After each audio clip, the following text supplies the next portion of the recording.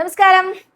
ഇന്നലെ പള്ളിവേട്ടയുടെ വീഡിയോ എന്താ ഇടാഞ്ഞത് കുറേ പേര് ചോദിച്ചിട്ടുണ്ടായിരുന്നു കേട്ടോ. പള്ളിവേട്ടയുടെ വീഡിയോ കണ്ടില്ല, പുറത്തേക്ക് എഴുന്നള്ളുന്നതിന്റെ ഗ്രാമപ്രദക്ഷിണത്തിന്റെ ഒന്നും വീഡിയോ എടുത്തില്ലേ, കൃഷ്ണാരമിത്രങ്ങൾ എന്ന് ചോദിച്ചിരുന്നു. കൃഷ്ണാരമിത്രങ്ങൾ എല്ലാവരും അവിടെ സജീവമായിട്ടുണ്ടായിരുന്നു. അതുകൊണ്ട് തന്നെ ഞങ്ങൾ വീഡിയോ ഒന്നും എടുത്തിട്ടില്ല. നേരെ അകത്തായിരുന്നു പ്രവേശിച്ചിട്ടുണ്ടായിരുന്നത്. അകത്ത് പ്രവേശിച്ച് പഴുക്കാമണ്ഡപത്തിൽ കൊടിമരത്തിന്റെ ചുവടെ ഇരിക്കുന്ന ആ ഒരു ഗുരുവായൂരപ്പനെ തൊഴുത് നമസ്കരിച്ചു, ദീപാരാധന കണ്ടു.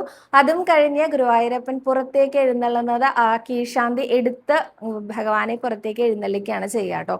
കാരണം ആനയും തിടമ്പും കോലവും എല്ലാം കൂടി പുറത്തേക്ക് പോകുമ്പോൾ ബുദ്ധിമുട്ടാവും. അപ്പൊ ആന ആദ്യം പുറത്തേക്ക് പോകും, അതിനുശേഷം കീഴ്ശാന്തി ആ ഭഗവാനെ എഴുന്നള്ളിച്ച് പുറത്തേക്ക് പോകും. അങ്ങനെയാണ് ഉണ്ടാവുക. ആ ഒരു ചടങ്ങും കൂടെ കഴിഞ്ഞതിന് ശേഷം മാത്രമാണ് അവിടെ നിന്ന് പുറത്തേക്ക് ഞങ്ങൾ കടന്നത്. അതിനുശേഷം പിന്നെ വീഡിയോ എടുക്കാനൊന്നും നിന്നിട്ട് കാര്യമില്ല. കാരണം അപ്പോഴേക്കും ഭഗവാൻ ആനപ്പുറത്തേക്ക് എഴുന്നള്ളും. അതിനുശേഷം ഭഗവാന്റെ മുന്നിലായിട്ട് തന്നെ ആ ഗ്രാമപ്രദക്ഷിണത്തിന്റെ പ്രദക്ഷിണം വെക്കാൻ സാധിച്ചു എന്നുള്ളത് വലിയൊരു സന്തോഷം കേട്ടോ. അപ്പോൾ അങ്ങനെ അവിടെ പറന്നിറക്കാൻ സാധിച്ചു. ഇങ്ങനെ അവിടെ ആക്റ്റീവായിട്ടുണ്ടായിരുന്നത് കൊണ്ടാണ് ഈ പള്ളിവേട്ടയുടെ ഒന്നും വീഡിയോ നിങ്ങളിലേക്ക് എത്തിക്കാൻ സാധിക്കാത്തത്.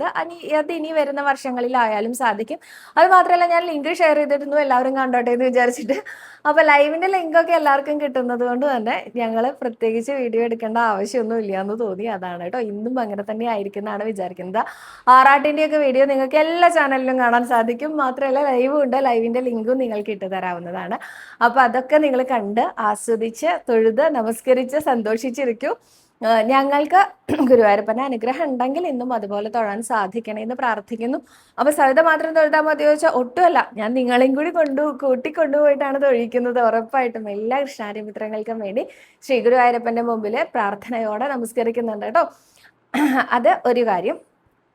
ഇന്ന് പള്ളിവേട്ട കഴിഞ്ഞുള്ള ഗുരുവായൂരപ്പന്റെ പള്ളിയുണർത്തൽ ചടങ്ങ് ഇന്നലെ ഞാൻ പറഞ്ഞിട്ടുണ്ടായിരുന്നു. ഗുരുവായൂരപ്പനെ പള്ളിയുറക്കമാണ്, അതിന് ശയാഗ്രഹം തയ്യാറാക്കുമെന്നും അതിൽ മുളയിടൽ ചടങ്ങുണ്ടെന്നും വീരാളിപ്പട്ടി വിരിക്കുമെന്നും മുല്ലപ്പൂ കൊണ്ട് അലങ്കരിക്കുമെന്നും ഒക്കെ പറഞ്ഞിട്ടുണ്ടായിരുന്നില്ലേ. അപ്പൊ അതിൻ്റെയൊക്കെ പ്രസാദം ഇന്ന് ലഭിച്ചിട്ടുണ്ടായിരുന്നു. അതിൻ്റെ ഒരു സന്തോഷം കൂടിയാണ് നിങ്ങളോട് പങ്കുവെക്കുന്നത് കേട്ടോ.